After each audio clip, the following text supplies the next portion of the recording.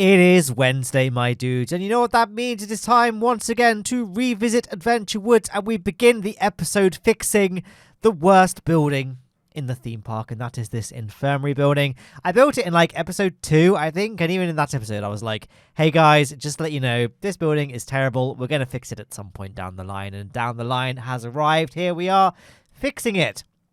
I'm going to keep it in the same architectural style as the cosmic cow and the toilet block of the entrance plaza, and I'm painting it orange because makes it a bit more distinct, adds a bit of flavor, a bit of variety to life in the plaza area. And I don't know, like orange is like red, and red is associated with like infirmaries, I guess. I don't know. I just thought it was kind of a nice pastel-y color, to be honest. So I don't even know why I'm trying to make excuses for it, because I don't need to. It's just a nice. I think it turned out quite well. I'm just saying. So, with that out of the way, we can begin our journey down the pit of chaos that is the Matt Lowne podcast, while my channel collapses around me. In today's episode, the focus is not the construction of this infirmary building, because indeed we've basically finished the construction of that infirmary building. The main focal point is going to be on the construction of one of my favorite roller coasters in this park. If I had to rank the coasters, I don't know where this would rank, actually. I'm trying to think how many coasters there are in this park. I guess my favorite, I don't know. I think it's the wooden one. I know it seems silly and small and rubbish, because it is. But, like, I don't know, maybe it's just the blood, the sweat, the tears that went into doing the realistic custom supports for it. And, I don't know, just the... I just think it came together really well. Like, the whole concept in which I wanted it to look like it was disappearing into the woods, and when you're on the train you can't really tell where you're going. I think it just worked really well. And what didn't work really well is this coaster. What? I've done some mining off screen. That's right, I built this water coaster here. I really, really, really wanted to have a water ride in Adventure Woods, and I thought about doing a water coaster. And this is a layout that's based on a real water coaster, and I do not recall which one it is.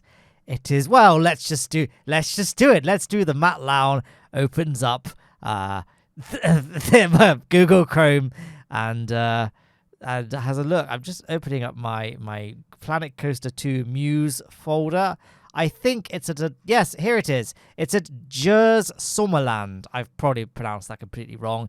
In Denmark, basically. It's a water coaster of the same layout there that I really liked, but in the end, I wasn't really happy with it. It wasn't that great. So I thought I'd show you guys the POV of the ride that this roller coaster is replacing. And I will be building a water coaster later on in this park's build, but that is not right now. I decided to do a little bit of soul searching, explore what I wanted the water coaster to be, really, go on a little journey into my mind and really explore the philosophies of building a water coaster. You can see I'm stalling for time because, as you may have noticed, it's a longer video. It's a 45, I think, ish minute video, or actually it might be just under 45 minutes. Don't know. If I zoom out too fast, only Vegas crashes, so that's fun. So yeah, it's a pretty long video, so I'm going to try and drag the length out wherever I can. But this is the construction of the roller coaster I ended up going with. It's a flying coaster, which I find to be a really challenging coaster type to build because I don't really know what I'm doing. But some of my favorite roller coasters of all time are flying coasters. Really, really like Manta at not Six Flags, at SeaWorld Orlando. That's great. In fact, I believe that's the stock theme for the flying coaster in Planet Coaster. Like, this blue color, I'm pretty sure is the same colors as Manta, or at least very, very close.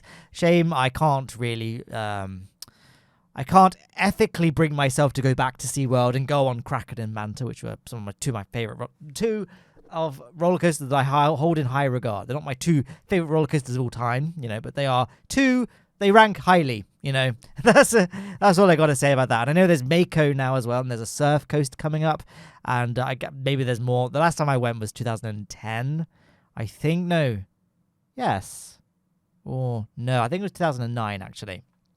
So yeah, a while ago I went with my parents. I was a miner at the time, working mainly in coal mines. Did a bit of diamond mining. Haha, funny joke. I was a child legally. I think I was like 15. or 14. I think I turned 15 while I was in America. Don't know why I'm telling you all of this. I could have talked about the construction of the ride, couldn't I? But hey, what are you going to do? It's now done. But I kind of wanted to go with a bit of a bolder theme, I suppose, for the colours, I mean. I usually build my roller coasters with like a flat color scheme, like all the track is this color, all the sports is this color. But I thought I'm going to try and do a little two-tone little thing. So the rail and the spine of the B&M track are different colors. I think it worked out kind of nicely. It's kind of got a bit of a Chinese vibe, like a Ming Dynasty color scheme, which is great because that's not the theme of this roller coaster. It's medieval. So good job, Matt. I kind of wanted to do a medievally themed coaster. I've said throughout this series, I think the commentaries tend to be very chaotic, but I'm pretty sure I've said many times in this series that the theme of this park is a woods. None of the actual rides themselves have anything too heavily themed. Like, it's all fairly low-ish budget.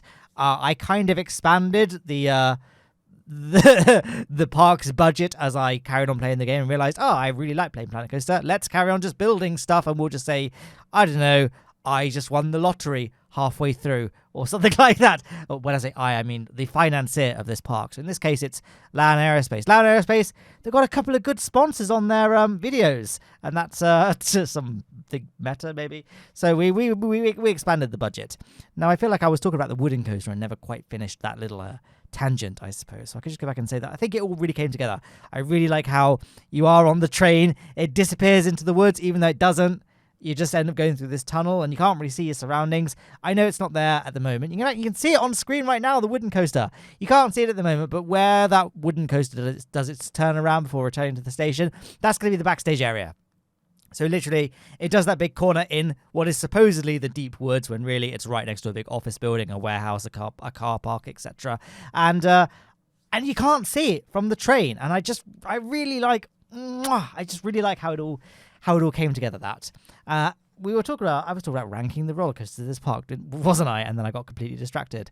I really like the yellow coaster, Wicked Twister, which I've still not put a sign up for, I don't think. And I'm pretty sure that's not done in this episode, but I think it's done in next episode. So yes, get hyped for next episode, guys. Good timing that, actually, because now I'm working on Wicked Twister. Okay, never mind. I've zoomed out. I don't really know what I'm doing here. I feel like this might be one of those moments where I was just panning the camera around, looking at stuff, seeing if there's anything they needed doing. And I was like, while I was playing the game, I was like, I could just cut this out of the footage when I'm editing. And then when I was editing, I didn't notice that I wasn't doing anything. And so it's now it's in the video. The end. I've said, I'm not going to go into this again, but you guys know the preview window plays back very slowly. In fact, what I could do, oh my goodness, how's this? I don't know how well this is going to work, but basically what I could do is I could press record right now on my screen and record the preview window that I can see. And you can see the frame rate that I have to work with. And I don't know how well this is going to match, because this is like going to be playing at the same time as the footage that you're watching, which has obviously been rendered and playing at a good speed. So now you know what kind of footage I have to work with. And I feel like now it's playing back at a decent pace. I can sort of tell what's going on, but there are times where like it's way slower, guys. So yeah, now you know something of my pain, I suppose. I can't believe it's taken me like that long to do that. I complain about my preview frame rate all the time, not just in Planet Coaster, although let's face it, that's a sizable majority of my complaints with my frame rate playback of the frame rate of my playback window. I say that in Kerbal Space Program sometimes as well when I've got lots of time lapse on screen. Now you guys know it's certainly better than what I did in previous episodes of this series, where I just said, there's a frame now the frame has changed, now the frame has changed.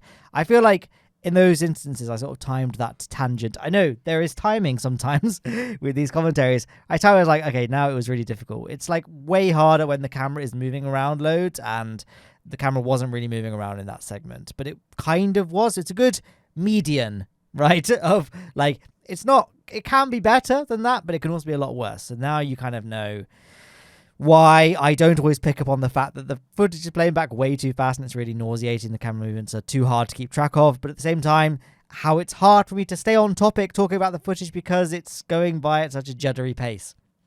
So what am I doing right now? Here I am trying to solve the little puzzle of the ending corner of this coaster. I kind of not always, but I often do struggle with trying to bring the track back to the station in a way that feels natural and not like the last, I don't know, 100 or so meters feel just like boring monorail, like, if that makes sense. And I feel like this is okay. It wasn't that exciting though, and I kind of wanted to have a big bank across this sort of path here.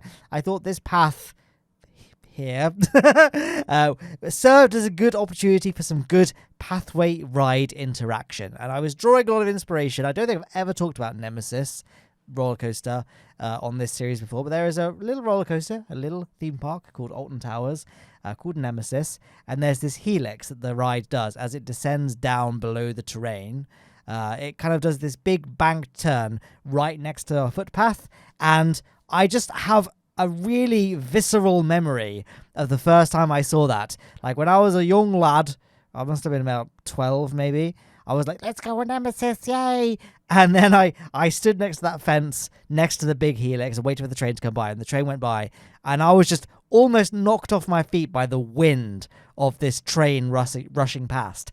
And the roar of Nemesis, like it's got this really iconic roar sound, and it's so loud. And I was just like, I don't want to go on a roller coaster now. And I didn't go on it. I was scared. It took me like another year before I wanted to go on Nemesis.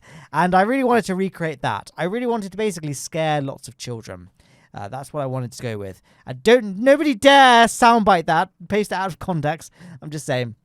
I wanted to invoke the same sort of reaction. Because for me now, as an adult, I'm very brave and definitely don't get scared ever, you know.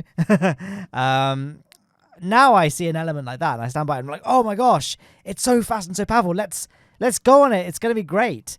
And yeah, speaking of the Nemesis roar, by the way, it's a sad day, guys. Next year. So I don't know when this commentary is going to come out, actually, because I'm currently recording episode 9, I think this is. And I feel like we might be on the new year, actually, because 9 episodes, that's 2 months. It's either very late 2022 or early 2023. So maybe this year, basically, in the year of 2023, Alton Towers is going to be closing Nemesis because they're going to be basically retracking it. Eventually, roller coasters, they reach the end of their service life. Nemesis is an old roller coaster. It's the same age as me, actually. It opened in the same year that I was born. So it's a very young roller coaster, very handsome roller coaster. It's not even begun to peak, let me tell you guys. But the track is showing decay. Not decay, but you know what I mean? It's coming to the point where it needs to be retracked. So they're effectively going to essentially rebuild the ride using new track, and that's going to keep it running because Alton Towers know that it's their best ride. Despite trying to stop it for many years, it's still the best. People say the Smiler's better. I disagree. I've never been on the Smiler, but I'm very biased, so what can I say? But as the reason I bring this up at all is because I mentioned that Nemesis has got a really iconic roar because it's an old B&M, and the old B&Ms have really loud roars compared to the new ones, basically. And also, Nemesis is a terrain coaster. It goes through tunnels, so it really amplifies it. The reason why Nemesis and old B&Ms have that iconic, really loud roaring sound as the train goes along the track is because the spine of the track, and you know, B&Ms, they're quite iconic because they've got quite a thick, with 2 C's, spine to the track. The new ones, that spine is filled with sand to dampen the noise, dampen the vibrations, make the ride, I guess, healthier. I'm no engineer, but like I'm just saying. But old B&Ms, it was hollow. So when the train ran along the track, it sent loads of vibrations along the spine and created that nice roar. Now, when Nemesis gets retracked, they're going to be putting sand in the spine, so it's going to lose its iconic roar. But, you know, I accept that, you know, Alton Towers want to be good neighbors, and I've ridden Nemesis with when it had the hollow track. I've got that experience, got the T-shirt. We can move along. Now, I realise I haven't talked about a lot of stuff that's gone on in the video, actually. But basically, this is me building the railway station. Here we go. the roller coaster station. It's a medieval theme, like I said earlier in this video, but it's a light medieval theme. Like, it's not too heavy, because again, this park's budget is still somewhat modest. Like, it's not insane, so we can't go for a massively themed area, giant Disney castle, etc. So it's very clearly just a boxy structure with a superficial cladding that looks like medieval brickwork. That's kind of the theme I wanted to go with, I wanted to go with perfectly mediocre. That's the series theme, not just for the theming of this park, but just the series in general. And I hope it lives up to that very low level of hype that I've painted for it. I'm just doing a very basic interior. I've never liked doing interiors to buildings in Planet Coaster, and this building is no different. I've just sort of lined it all with wood to make it a bit more, I don't know, just look better, didn't it? Distinguish the interior from the exterior, I suppose. Added some flagstones to the surface of the station, that we will need to remove the flagstones from the ride area, like the bit where the train is, because you might have noticed before I covered it up with the flagstones, there's some like recessions in the floor of the coaster station directly below the train. And that's because the cars need to swing up and swing down to allow guests to get on and off the ride, and then obviously enter the ride position.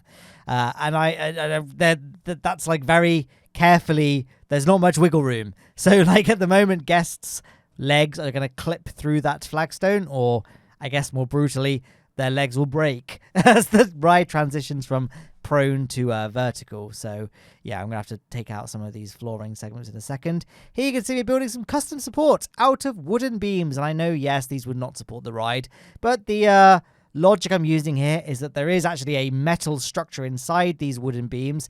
This is purely for aesthetic. Maybe this is actually a metal pole beam, that's a girder that has been painted to look like wood. I don't know. I'm just saying it's not actually supported by timber in my head canon. It's only here for aesthetic purposes. That's like a timber sort of cladding, like a veneer sort of thing. And yeah, that's basically the station. And I think it's pretty good. I'm pretty happy with how the station came out. I think it really does a good job riding that line of modest budget, but still looks kind of good. It doesn't go too over the top and doesn't really diverge too much from the theme of this park, which is, of course, low budget park. The theme is just it's in a forest. Lots of fun to be had for all of the family, etc., etc. I think one of the challenges really was I've always struggled dressing up elevated queue lines in this game, because the queues are like, the paths are really big. The actual size of the path itself is really big. I'm not talking about the actual width of the path or the surface area of the path. I'm talking about the actual what's underneath it, like the height of the path, if you will, like the elevation. It's really thick. Like there's a lot of substantial support, and I get that that's realistic, but it'd be nice if we could have it maybe thinned out to you can have an unrealistic option, under the assumption that you just don't care and want to build an unrealistic park, or that you want to build a realistic support structure yourself. Yeah, so that's kind of always been one of the challenges I've had with building elevated paths, I suppose. But I think I did a pretty decent job here. I've kind of built all of the non-sloped parts. I've kind of integrated them into the castle structure that I've got, and I haven't done it yet, but I'll be trying to make the sloped parts look like they're part of some sort of drawbridge pathway, etc. Here I am just fleshing out the fences that transition the ride from the station to the track itself. Didn't do a good job. It clipped through some of the riders, so I had to adjust that accordingly. And yes, what else is there to talk about this station before I move on? Oh, I see. I see now. I looked. I see that I have removed some of the flooring pieces, again because of the fact that those flagstones would have caused riders to break their legs, which would not have been good. We wouldn't have got good reviews on Yelp or Ticketmaster. Not Ticketmaster. What's the one what we have in the UK? Because of T. Travel Mr. What's it? Oh my gosh, what's it called? TripAdvisor. Sorry, I had a complete mind blank. And TripAdvisor reviews are, very, very important to us. In the UK, I don't know is TripAdvisor just a UK thing or is it a US thing? I don't know. But one of my favourite quirks of TripAdvisor is that I live in the southwest of England. I live in Plymouth, which is in Devon, but it's right on the border of Cornwall. Like, I could walk to Cornwall if I wanted to. It's that close. Like, literally, Plymouth is right next to a river. Like, the city sprawls out to the river and then stops. And if you cross the river, you're in Cornwall. That's the end of the tangent. Now, if you and so I'm like aware of a lot of the Cornish like banter in jokes, etc., etc. And there is a TripAdvisor landmark in a town called Bude, which is a Cornish town. And basically on TripAdvisor, any sort of landmark you can like leave reviews on. So for example, obvious example, Statue of Liberty, right? You know, that's obviously a landmark. You can leave a review on TripAdvisor. I think, again, I don't know if it's a United Kingdom exclusive thing or not. I'm not sure. But humour me. Okay, let's go Tower of London. Okay, Tower of London. You know, oh, by the way, I'm going to talk about the footage for a second. I wanted to add dragons as the theme because I thought, hey, you're lying down, you're a dragon in flight. Let's have a dragon theme. But a lot of the dragon statues and animatronics in this game are a little bit too... They're not super unrealistic, like Disney could do it, but I feel like for the budget of this park, they're a bit too much. So I went with the sleeping dragon. I felt like that was the most grounded in the reality of this park that I've built. Anyway, yes. What was I talking about? I was talking about... Oh my gosh, I've forgotten. Oh yes, TripAdvisor. So basically, there is a Sainsbury's in the town of Bude. Sainsbury's is like a supermarket chain in the UK. For anyone that doesn't know, it's pretty big. It's like the equivalent of a... I don't know that many US Kmart, Publix. Are these still things? I don't know. It's basically a big supermarket chain in the UK, grocery store chain. And this Sainsbury's is kind of weird. Like the parking lot or car park is behind the shop. Like at the main entrance to the shop, welcome to Sainsbury's, here are the doors, etc. And the car park is behind that, which is a bit weird. So you park your car and you have to sort of get around to the front of the shop. So they built a little perspex tunnel, like a acrylic tunnel. It's very cheap and not that great. And that's just the tunnel you get. You walk down to get from the car park to the... I'll just put a picture on it. That's pretty easier to explain. Anyway, some genius discovered that this is actually reviewable on TripAdvisor.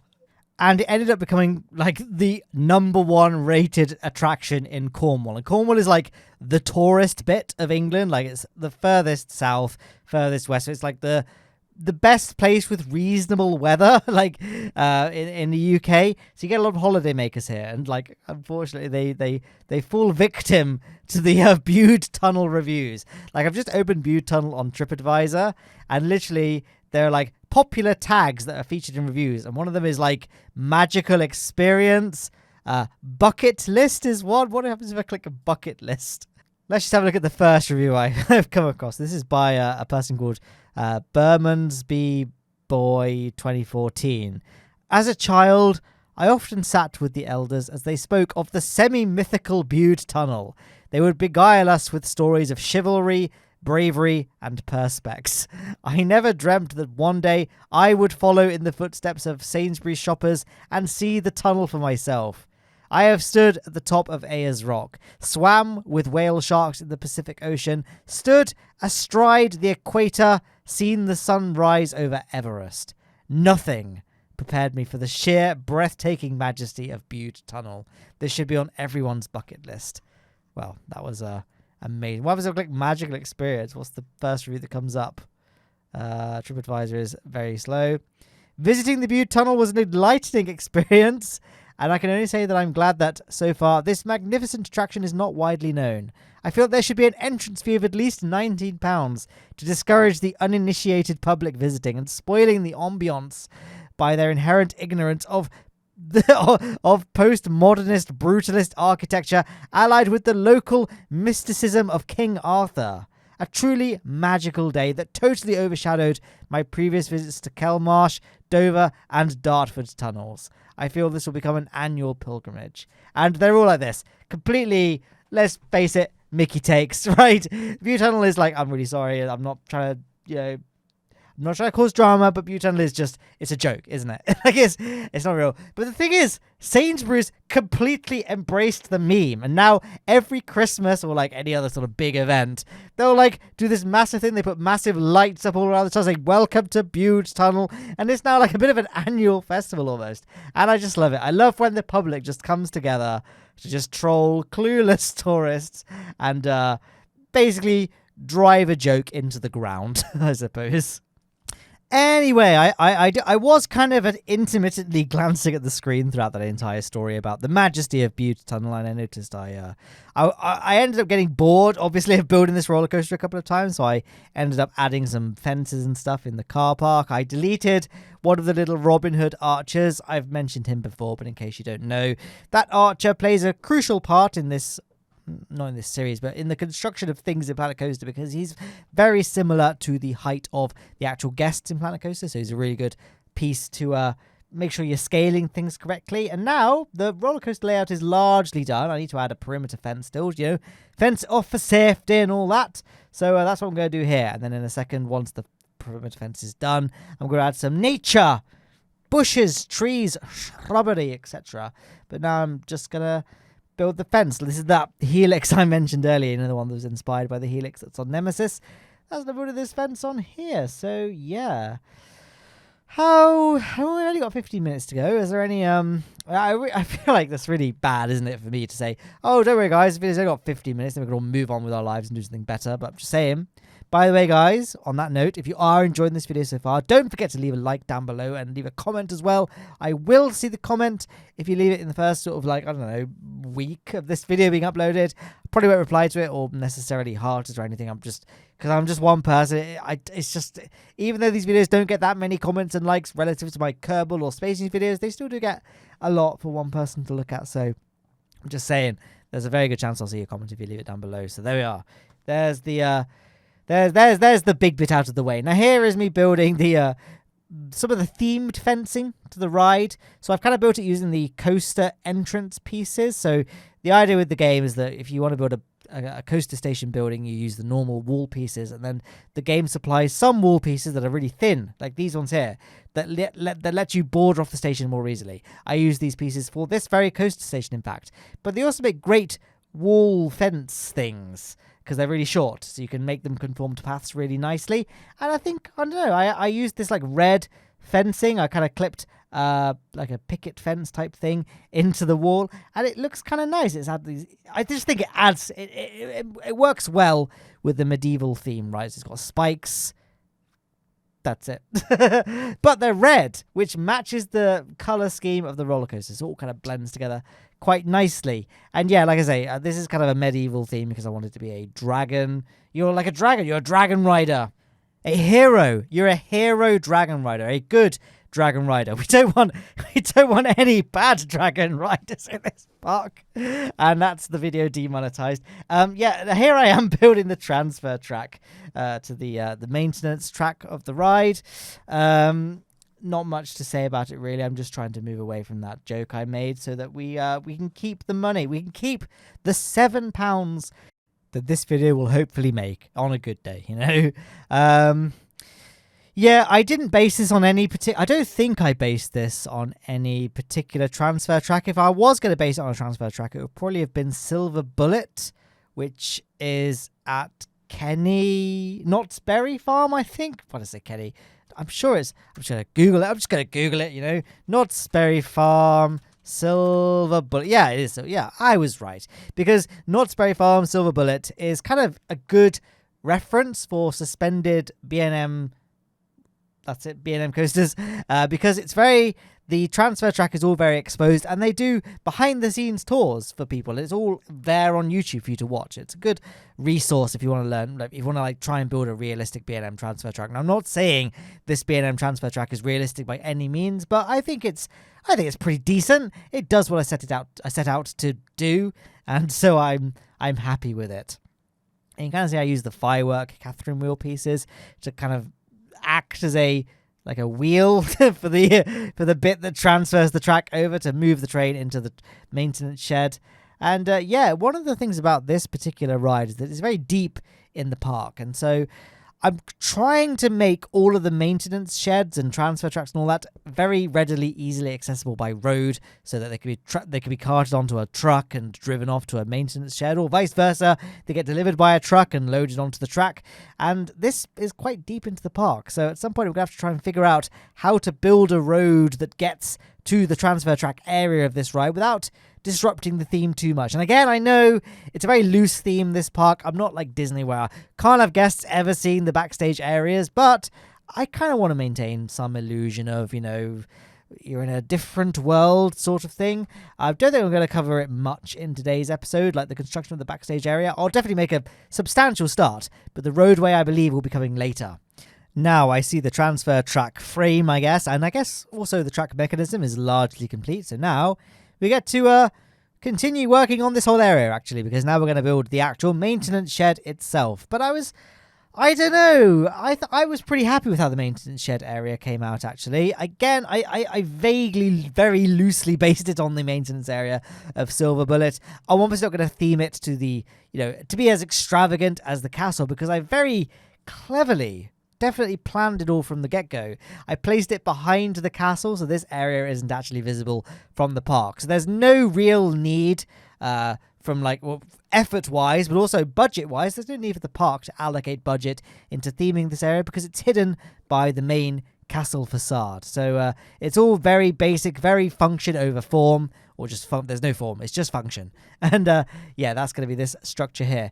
Now again, I've based the actual surround of the track on the same sort of beam structuring as the transfer track area, but then I'm building this platform underneath that's just going to be a load of steel gantries. And the way I've supported it, any engineers in the comments can let me know. I'm not sure if I've added enough supports for it to be realistic. I think it's enough, because this platform doesn't need to realistically support much more than just humans and a shelf of tools or something, but it doesn't need to be that much. So I don't think the actual support structure for the gantry underneath the track needs to be that great, but you be the judge. I don't work in theme parks. I don't know much about many things. So, but I like to think, looking at it from a logical point of view, it makes sense in my mind that this would be able to support what it needs to support. So that's, I'll leave that up to the audience. If you believe I've done a good job, then let me know. And if you don't think I've done a good job, then feel free to just keep those thoughts to yourself, And here again, breaking away from the theming, because again, we're all out of sight of the park. I've added just a generic, non-themed door to get staff members, I don't know, they can leave the station building to get to the transfer track area a bit more easily.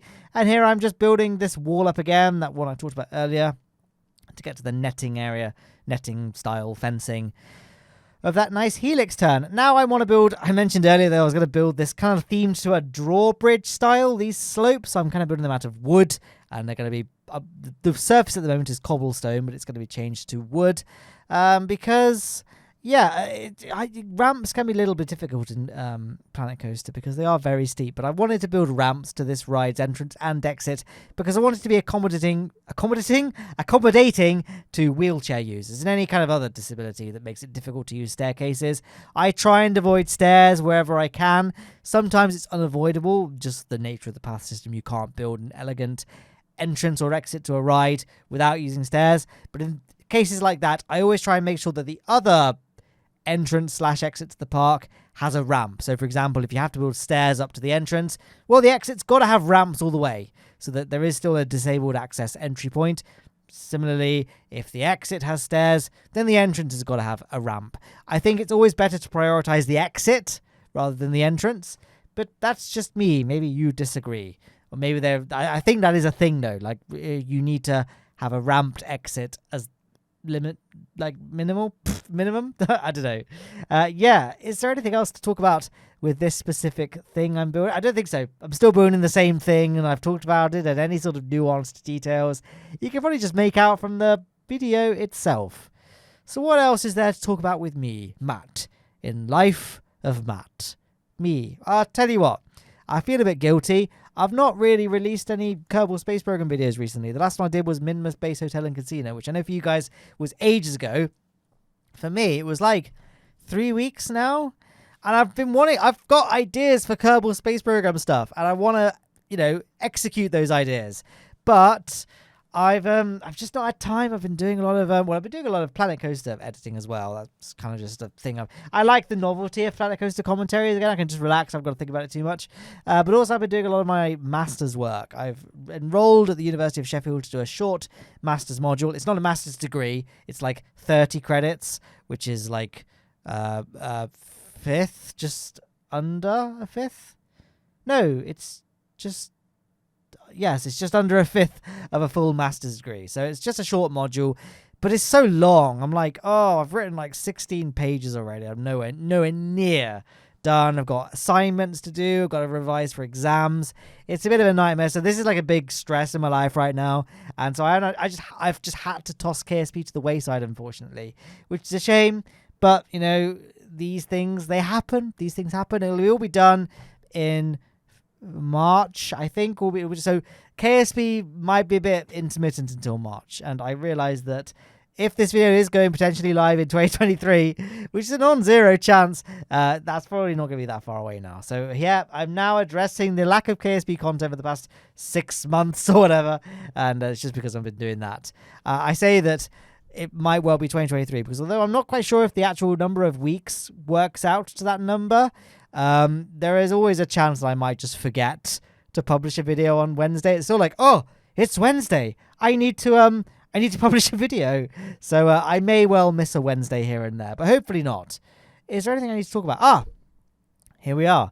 I added these animatronic dragons to this helix because it's like adds to the, you know, there's good pathway interaction, adds to the ride's excitement rating as well, but it's quite close to the path as well, so it works really nice as a really nice place to place the theming. But I feel like these dragons, these ones here, they're just too much. Like, they're of just too much complexity and expense and size and scale. I just don't think they're that realistic. And, you know, again, doable by Disney, not for the budget of this park. Instead, I just sunk them into the ground. I just made it out like, look, it's just the head that's the animatronic. There's no body attached or anything like that. And I just sort of covered the neck area with stones to make it look like, this is just artificial rocks so that engineers can access the dragon innards, the animatronics, and this is just it. That's it. Because I feel like those heads, it's just the park ordered 2 of the same, fairly high budget expense still, but it's like a bit more in the realm of what I think is reasonable for this park's budget. So you be the judge, but I think that works.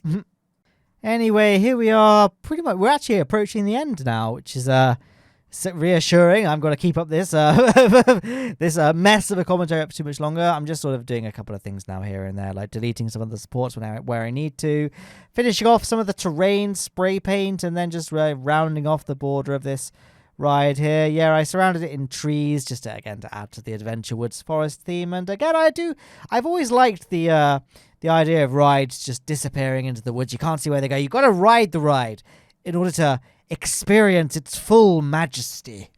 Very overdramatic there for a Planet Coaster build. Here we are. And here I am adding all the trees to really shroud this ride in as much mystery as possible. Like you're a dragon soaring through the woods. A dragon rider, soaring through the woods. I wanted to try and add as many like close encounters with the terrain as possible.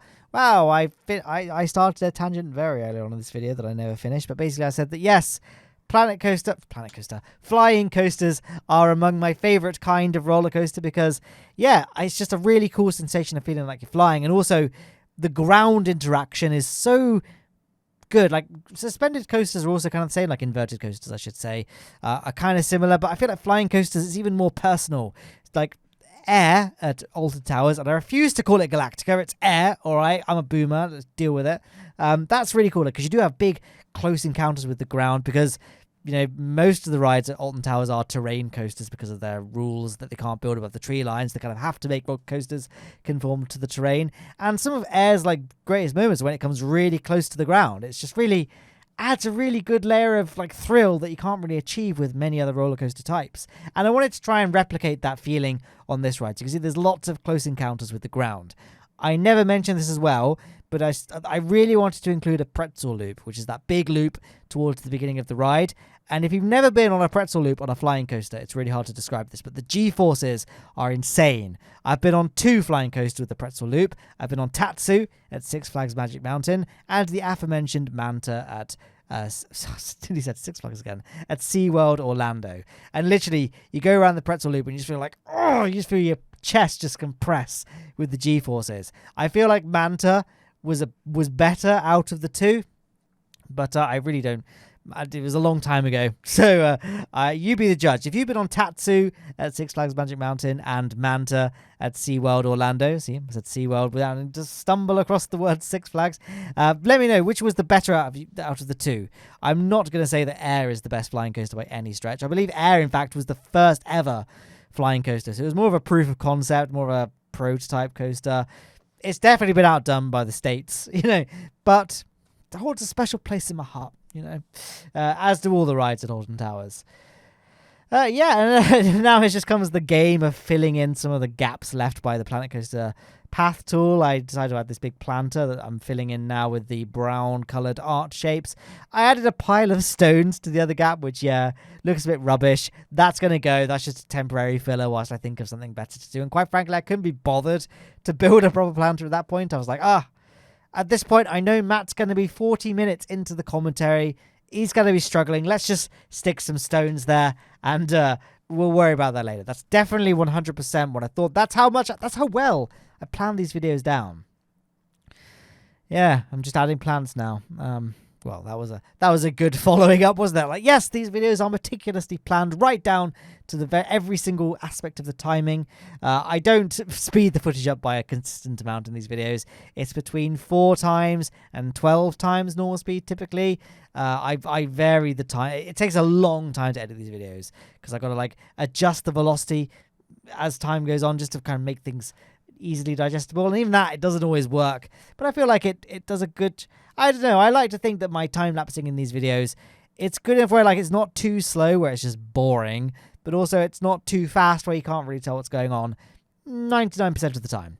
Here you can see I didn't really know how to include this bit because this bit doesn't really fit with what's coming next episode. Get hyped, won't spoil anything, but I need to include it, so I'm just fencing off some of the steam train here.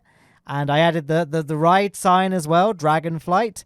And I think that's pretty much all of the content in this episode. There's a little pan around, whip around overview of what we've built so far. One puzzle I've got to solve at some point in an upcoming episode is the bit of space behind the, what's it called, Helion ring, Gravitron ring, I don't know. I'm going to try and fill that in at some point. I'm really happy with how that came out, so get hyped for that. Here you can see we are on the ride now. I'm going to show you guys the POV, so I'm going to wait till the top of the lift and I'm going to shut up. But I will be back, so don't click off just yet. So goodbye. Goodbye.